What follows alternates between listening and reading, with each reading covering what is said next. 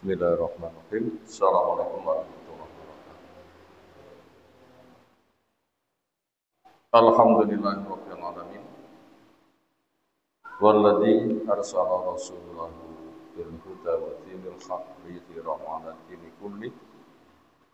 Wa kafa billahi shahida. Wa asyhadu an la ilaha illallah wahdahu la syarika lah. Wa asyhadu anna Muhammadan abduhu wa rasuluh. Allahumma shalli ala Muhammad wa ala alihi wa ashabihi wa man tabi'ahum bi ihsanin ila yaumiddin.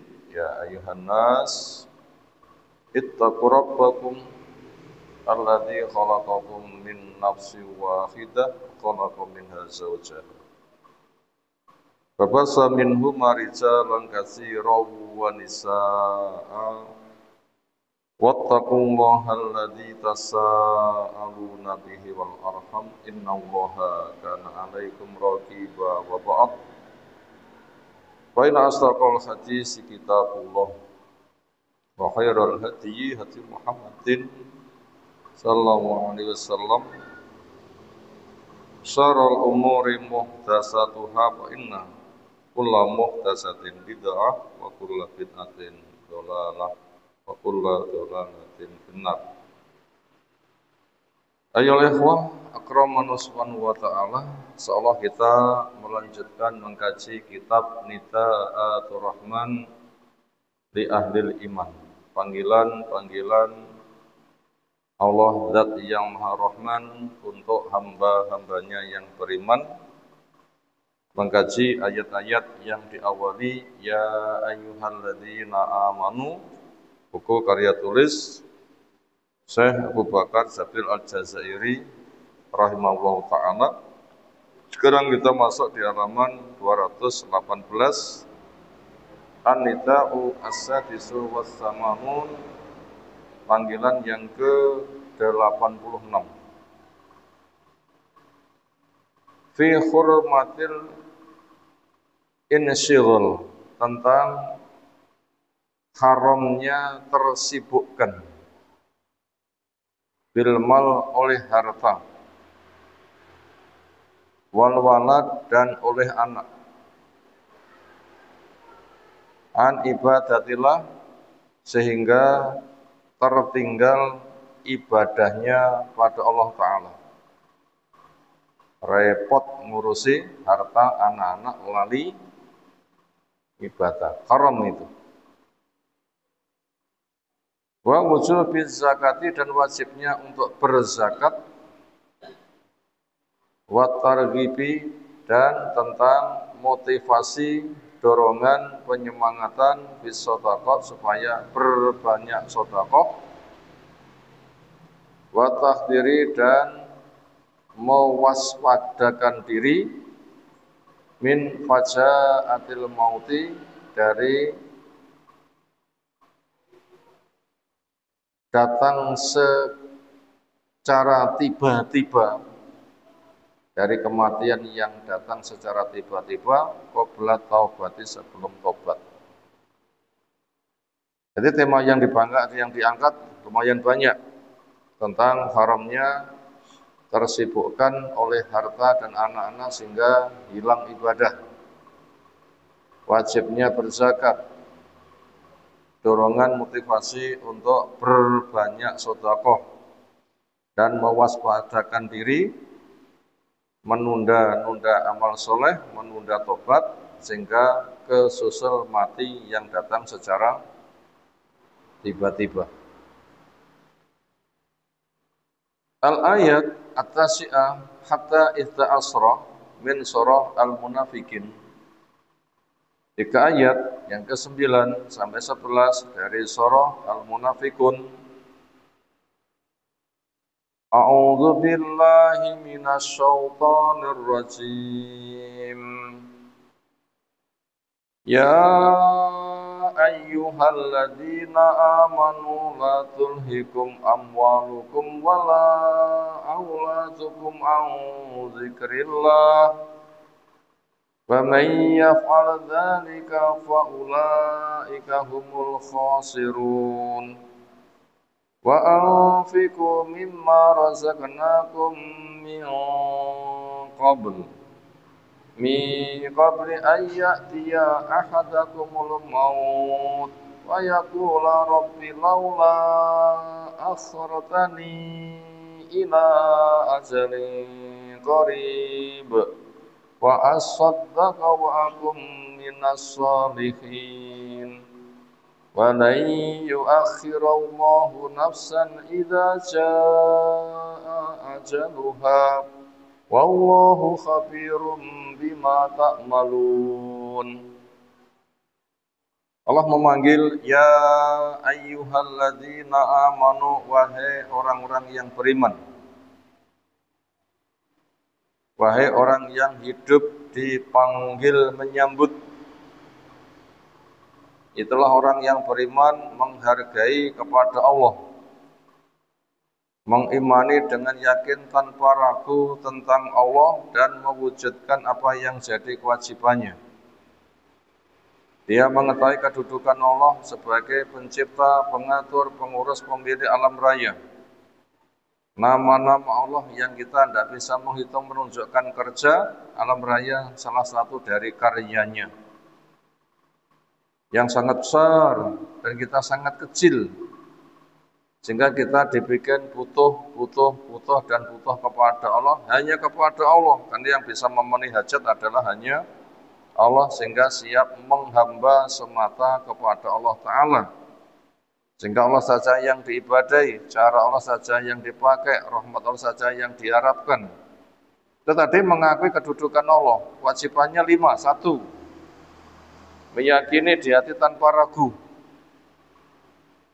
2, mewujudkan ketaatan dengan berangkat ikrar 2 kalimat syahadat dulu. Ikrar ketauhidan Allah satu-satunya yang diibadai, ikrar sunnah, cara Rasul saja yang dipakai. Setelah itu melaksanakan aneka ragam ketaatan badan, maka cari ilmu dulu, sehingga bisa beramal berdasarkan ilmu. Allah disembah berdasarkan ilmu syar'i.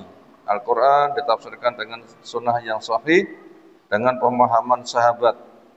Iman bisa naikkan dengan ilmu, ketaatan, istighfar, teman yang baik. Yang kelima, iman bisa turun jaga dari turunnya iman, kemalasan, teman yang jelek, gak berilmu, bahkan syirik bisa turun drastis. Turunnya iman bila semata dosa, dia mukmin tapi punya dosa. Serah kepada Allah mengampuni atau menghukum. Bila Allah mengampuni memang pengampun, Allah menghukum memang adil. Bila Allah memaafkan, memang Allah itu maha pemaaf.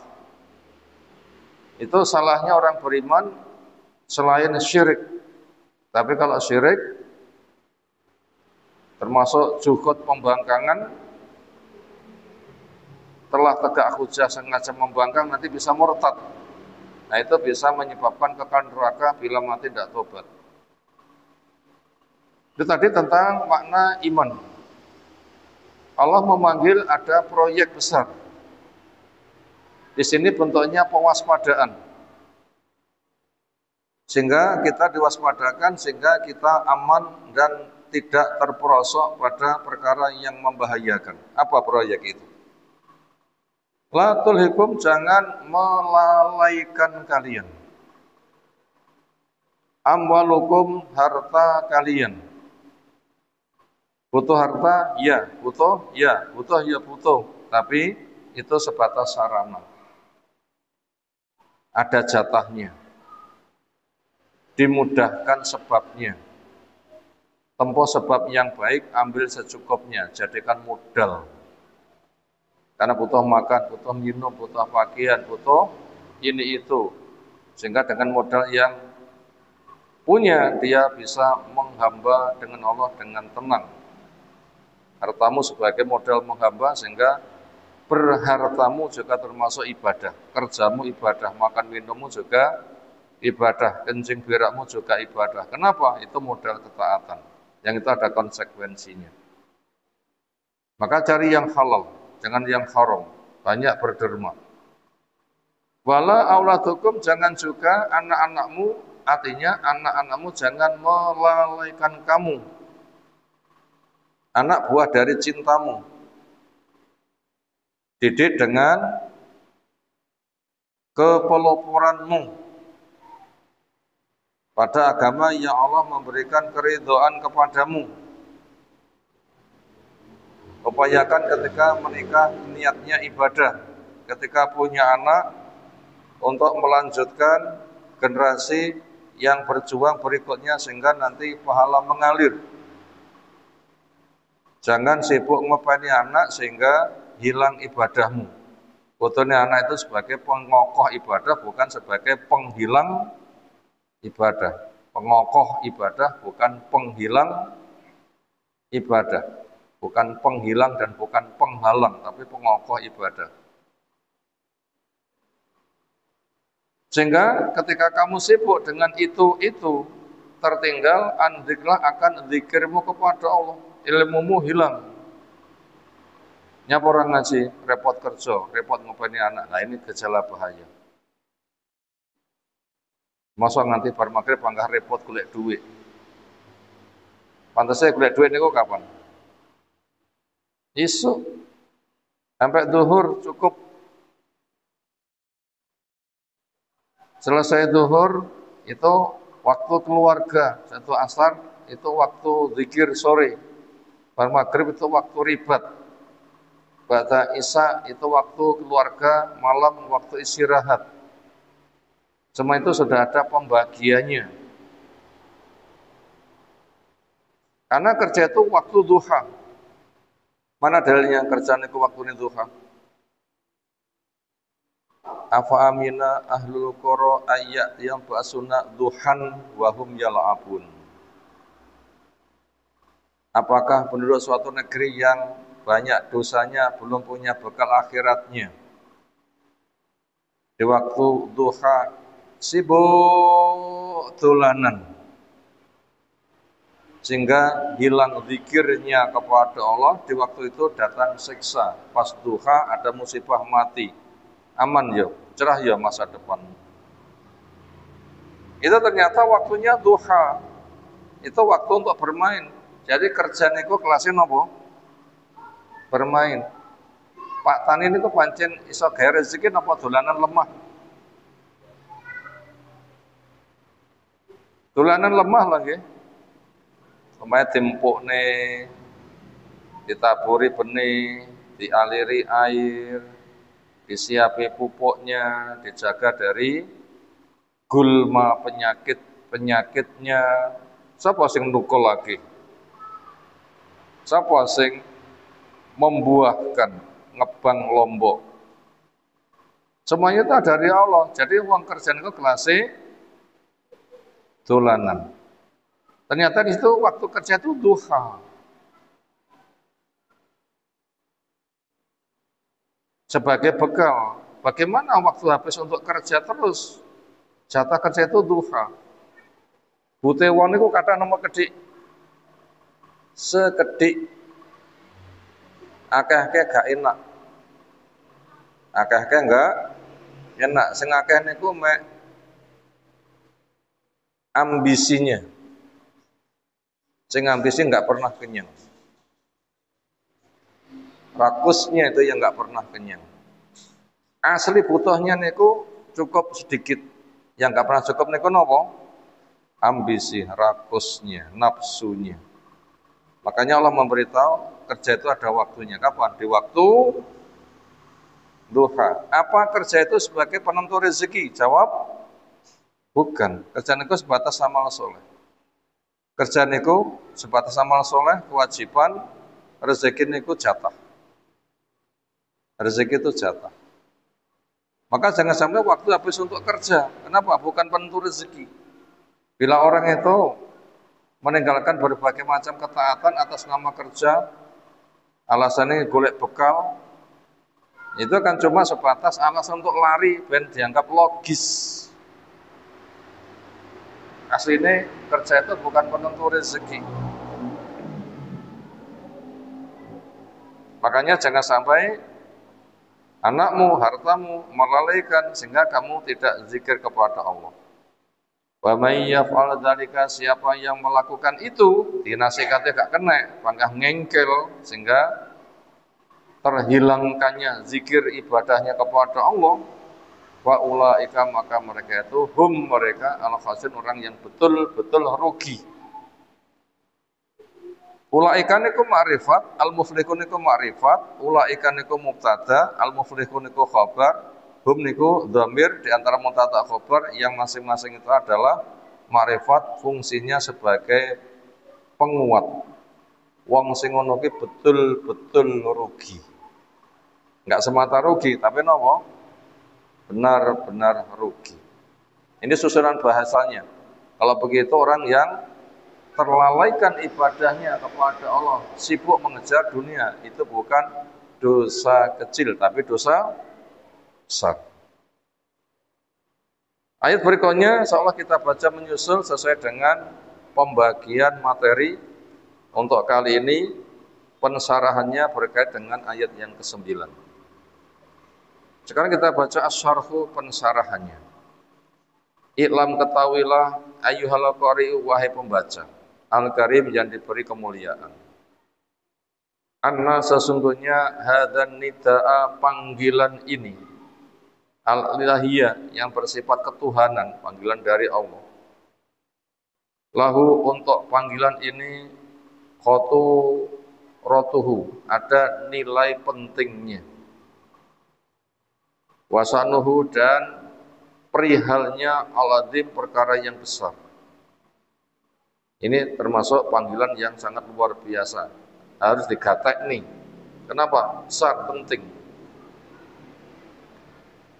Faqad nada, maka sungguh memanggil ar-Rabbu, Allah, Rabbnya alam raya, pencipta, pengatur, pengurus, pemilik alam raya. Tabaraka, yang maha berkah, wa ta'ala, maha tinggi. Allah memanggil ibadah kepada hamba-hambanya al-mu'minin, yang beriman. Kenapa mereka dipanggil? Li kamali hayatim, karena sempurna kehidupan mereka. Kenapa kok sempurna? Bi imanim, karena ada imannya. Makanya pemikiran Khalid bin Walid ketika terjun ke medan perang menghadapi wong kafir itu dianggap menghadapi mayit sasak tanpa wedi blas, babat. Kenapa? Mayit yang berjalan mereka. Karena nggak ada keimanan. Nah, orang iman itu sempurna. Kenapa? Karena keimanannya. Nah, dahum, Allah memanggil mereka dengan ya ayyuhalladzina amanu, wahai orang yang beriman, bilah kepada Allah Rabban, sebagai Rabbnya, pencipta, pengatur, pengurus, pemiliknya. Wabil islami, dan iman kepada Islam, agama tauhid ini, agama taat ini, agama yang harus bebas dari kesyirikan, diimani dinan sebagai agama yang hak. Cara tunduk kepada dengan berislam, bertauhid, dengan taat, dengan Al-Quran, dengan As-Sunnah. Wabi Muhammadin, dan iman kepada Nabi Muhammad SAW, nabiyan wa rasulan, nabi dan rasul. Manusia yang dapat wahyu untuk menjaga agama ini, manusia dapat wahyu untuk mendakwahkan agama ini. Sehingga semua peribadatan harus dengan cara rasul. Nggak boleh ibadah ngarang. Nadahum, Allah memanggil mereka. Liyakulalahum, untuk Allah katakan kepada mereka. Nahiyan, dalam rangka melarang lam kepada mereka. Apa bentuk pelarangan Allah di sini? Bahaya, kita diberitahu, diwaspadakan, sehingga kita ngati-ngati. Apa kalau tidak nanti hancur. Yaitu la tulhikum, jangan memalingkan kepada kalian. La tushghiluhum, jangan menyibukkan kepada kalian. Amwalukum, harta-harta kalian. Kasurat entah jumlahnya banyak, au qallat atau jumlahnya sedikit. Wa ayu nau'in dan aneka ragam macam karena al-malu harta itu apa saja terserah.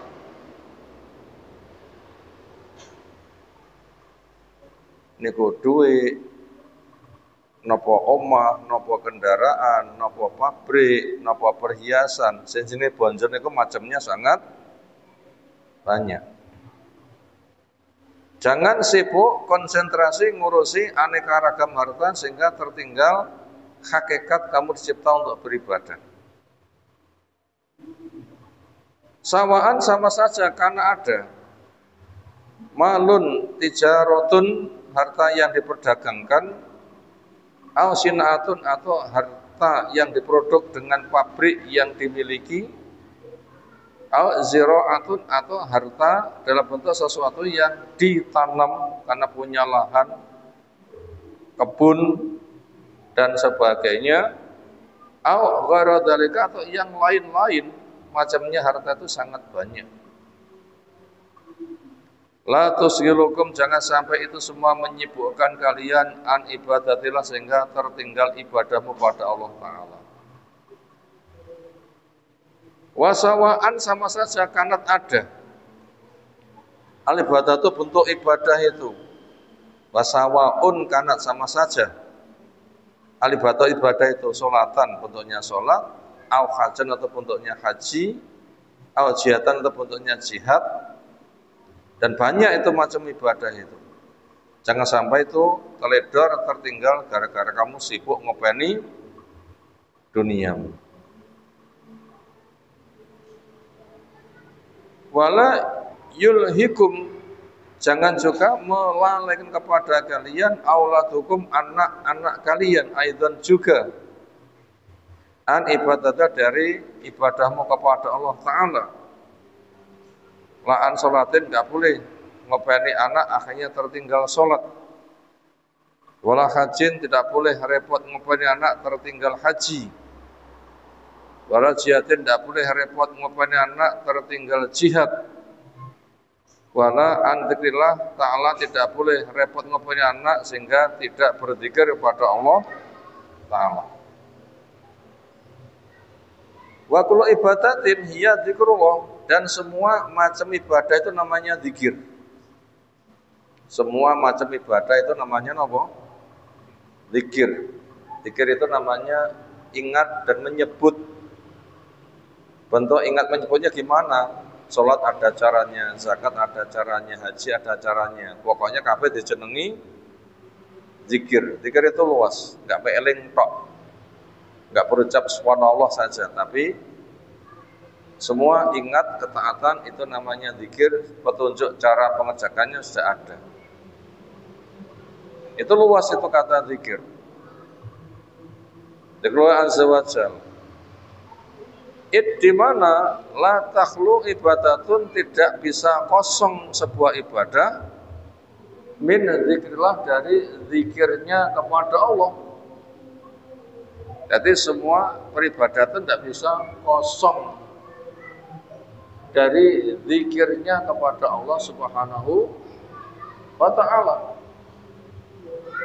Salat ya panggah zikir, poso ya panggah zikir, haji ya panggah zikir. Apa sing boten wonten zikir? Itu selalu full dengan zikir kepada Allah. Hatta siyami, hatta siyam. Kata siyamu sampai puasa itu juga full dengan zikir. Fa'inahu dzikrul ta'ala bil qalbi, maka puasa itu zikir kepada Allah secara hati, dengan ngempot, tidak makan, tidak minum, artinya selalu iling. Dan tidak ada ucapan tertentu untuk orang yang haji kecuali mereka memperbanyak baca Quran, doa dan semisalnya.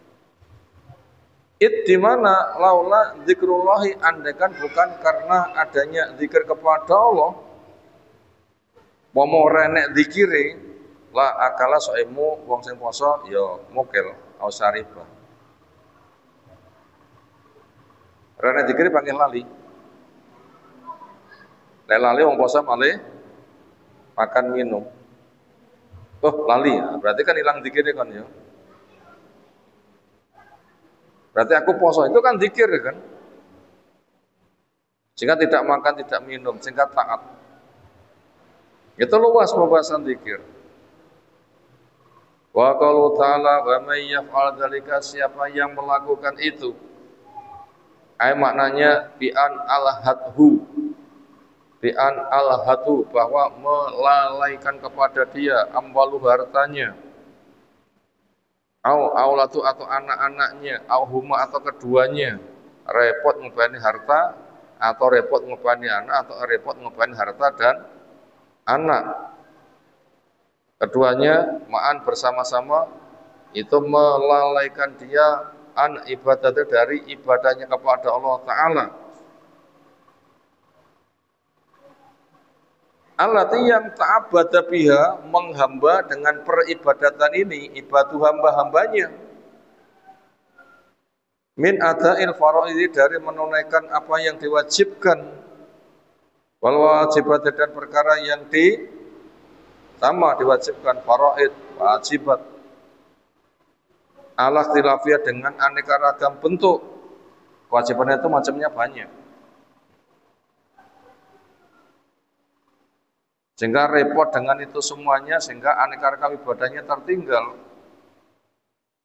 Faulaika, maka mereka yang terlalaikan oleh harta atau anak atau keduanya, repot ngopani mereka sehingga tidak ada ibadahnya. Faulaika al-bu'da, mereka itu wong sing jauh, orang yang tenggelam. Mereka al-khasir, orang yang rugi yaumul qiyamah, di hari kiamat. Birhurmanihim, dengan diharamkannya mereka minal jannati, dari surga, wa naimnya, dan kenikmatannya. Wa wujudu, dan posisi mereka kalau tidak di surga, kalau gitu di mana posisi mereka? Yaitu fi daril adab, di tempat siksaan.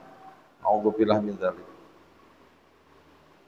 Haitsu, di mana la ahlun, di situ enggak ada keluarga, wala malun, enggak ada harta, wala waladun, enggak ada anak. Yang ada itu hanya siksa, kayak iso sambat sopo-sopo. Apalagi siksanya kekal, la yamutu biha wala yahya. Diarani urip tapi enggak bisa merasakan nikmat, diarani mati bangga ngrasakne siksa. Sementara yang dimakan, yang diminum tidak bisa menghilangkan dari lapar, tidak ada kenyang yang mereka bisa nikmati, apalagi mereka di wailun, jurang neraka, tempat berkumpulnya semua cairan tubuh. Istilahnya wong disiksa niku lek kayu kan napa nika? Metu banyune napa minyake napa-napa. Niku nglumpuk wonten dasar neraka. Kaya ngapa kira-kira nggih? Semua cairan itu nglumpuk nek dasar. Makanya jahanam itu kepada wali itu kepanasan. Pada panasnya wali itu paling panas. Naudzubillah min dzalik. Itu namanya tempat siksaan. Itu sangat mengerikan. Yang itu kama qala ta'ala, sebagaimana Allah Ta'ala, kul innal khasirin, sesungguhnya orang yang rugi, alladzina khasaru anfusahum, orang yang merugikan kepada diri sendiri. Orang maksiat itu ngerugekne sinten? Yang ngerugekne diri sendiri. Apakah Allah ketika ada orang itu maksiat, Allah itu jatuh martabatnya? Jawabnya tidak. Orang melakukan kemaksiatan itu ditanggung sendiri, dan juga dengan keluarganya. Kenapa? Dia sebagai pemimpin menyesatkan keluarganya. Karena dia dengan maksiat tidak bisa menjaga keluarganya. Kudune dijaga, ada perintah ku anfusakum wa ahlikum naro, jaga dirimu, jaga kamu dari api neraka. Ya oleh maksiat yang tidak bisa menjaga, berarti menyesatkan keluarganya. Yaumul qiyamah, nanti di hari kiamat, Allah ketahuilah Dzalika itu kerugian dari kiamat, huwa dia al-khusranu al-mubin, kerugian yang nyata, dari surah Az-Zumar yang ke-15. Dianggap separuh materi sampai situ yang kita baca sore hari ini. Berikutnya kita masuk kepada rangkuman. Ada 4 nomor pendek sebagai rangkumannya. Mau dicatat silahkan. 1. Asli kehidupan itu di akhirat.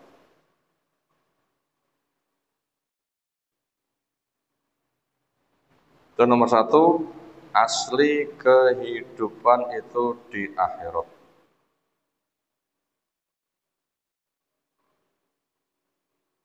Titik. Adapun dunia telah dijelaskan. Wamal hayatud dunya ila laibun walahun watafakhurun, permainan sendaguro, bangga-banggaan. Dikatakan mataul ghurur, mataun qalil, kesenangan yang mempedayakan jumlahnya sedikit, kadang keroyo-royo digoleki, dange mati napa sing digawa. Ada.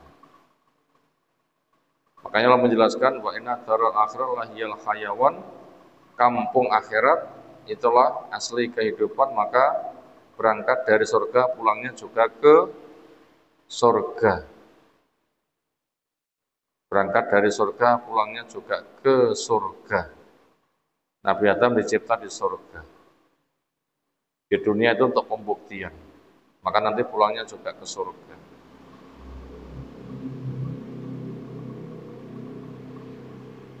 Itu nomor 1. Nomor 2, di dunia sebagai arena pembuktian dan pembekalan. Di dunia itu sebagai arena pembuktian dan pembekalan.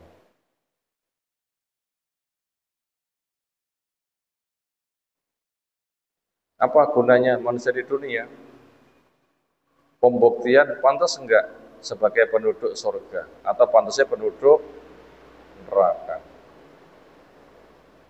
Tapi kabeh wong lek ditawani, pengen enggak masuk surga? Napa jawabane pun? Pengen. Buktikan dulu. Aja mek muni pengen tok. Buktikan, itu namanya tempat untuk pembuktian. Dan apa yang ia kerjakan sebagai pembekalan. Makanya Nabi SAW menjelaskan, kullu ummati yadkhulunal jannah, semua umatku pengen masuk surga. Siapa sing mboten pengen?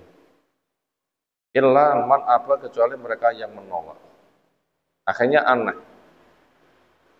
Lah pengen surga dong dimanggane kok moh, aneh mboten? Jika mereka tanya, waman ya para Rasulullah, siapa yang enggan? Jere pengen dimanggane kok moh?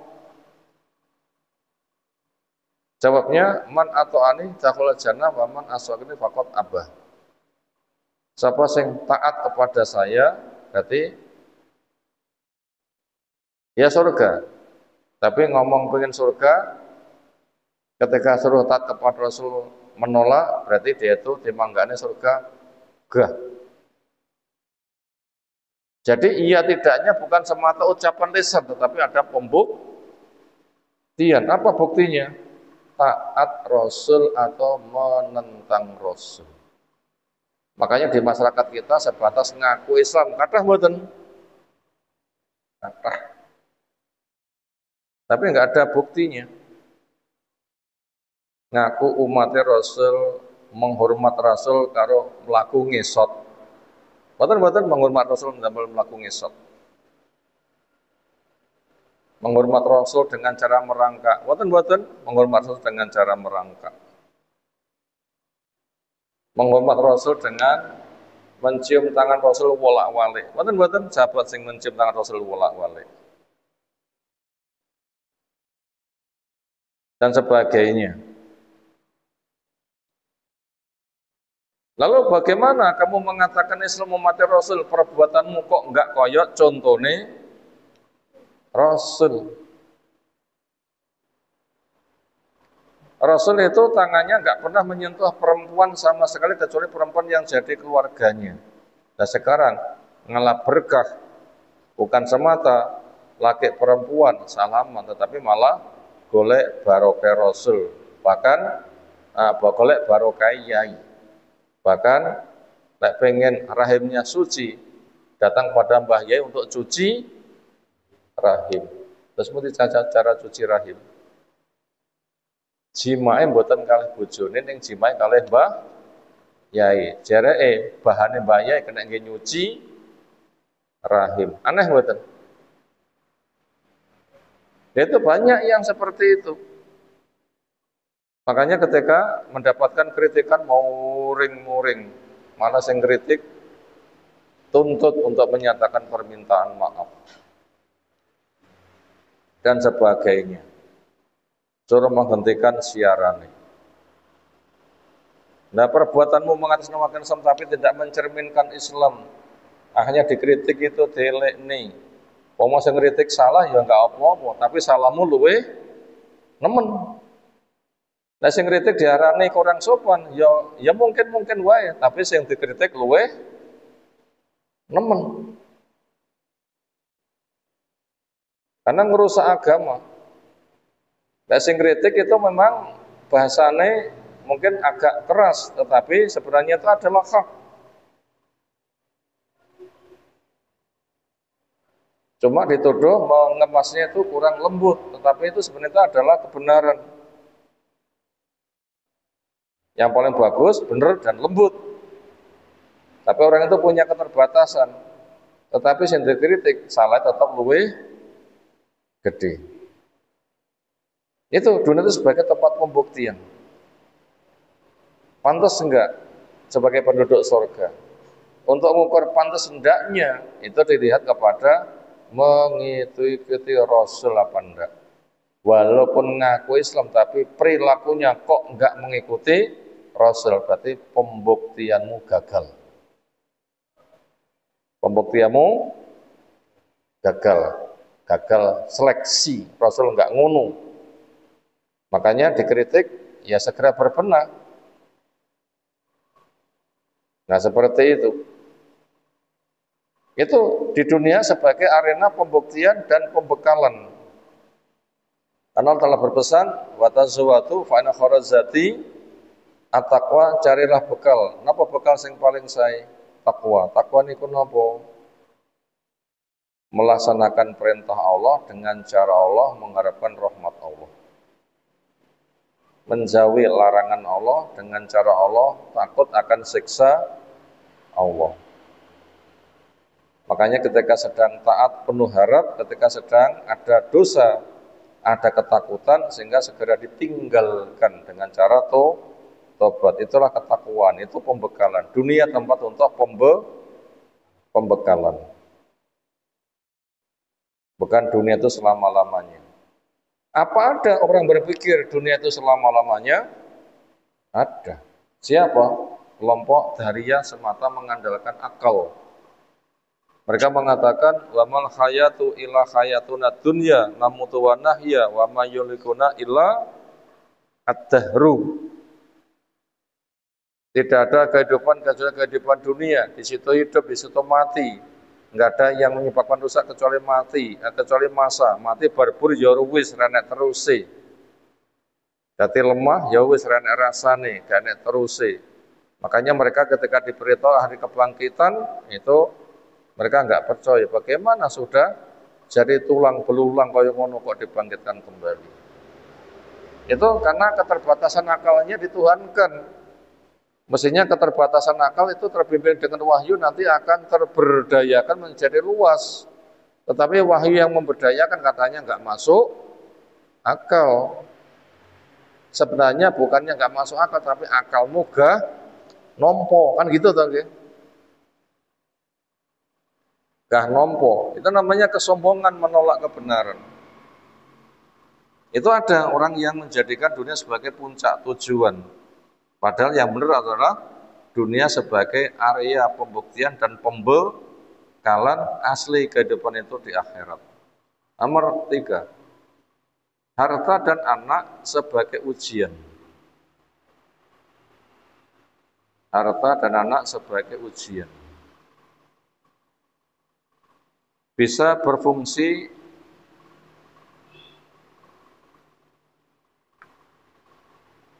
seperti pedang bermata dua.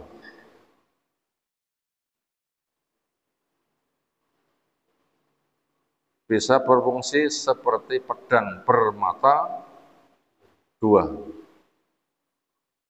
yaitu sebagai pembekalan atau sebagai penghancuran. Titik, itu nomor 3. Harta dan anak sebagai ujian. Bisa berfungsi seperti pedang bermata dua, yaitu sebagai pembekalan atau sebagai penghancuran.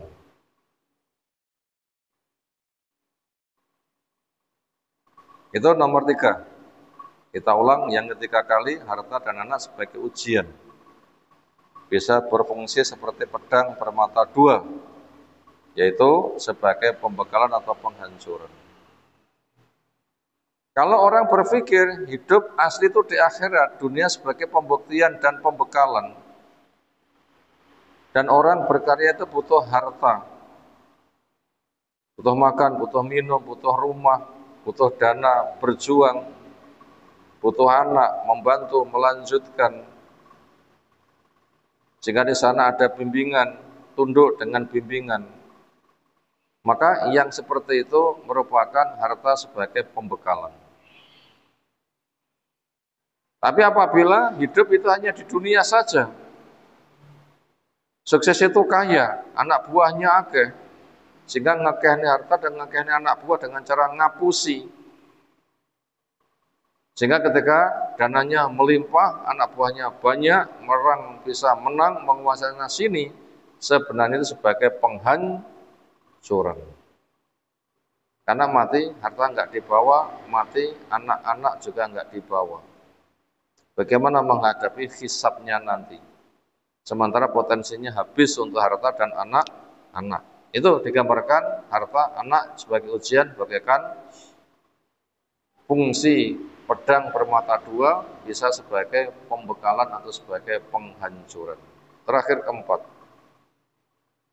zikir sebagai penjaga pembekalan dan keistiqomahan.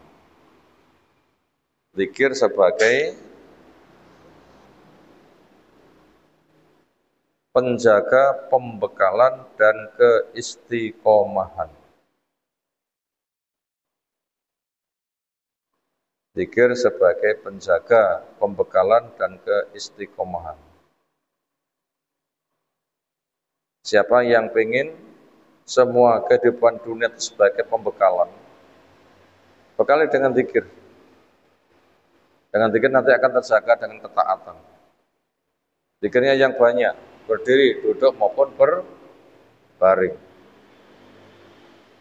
Dan itu kerjakan sampai mati.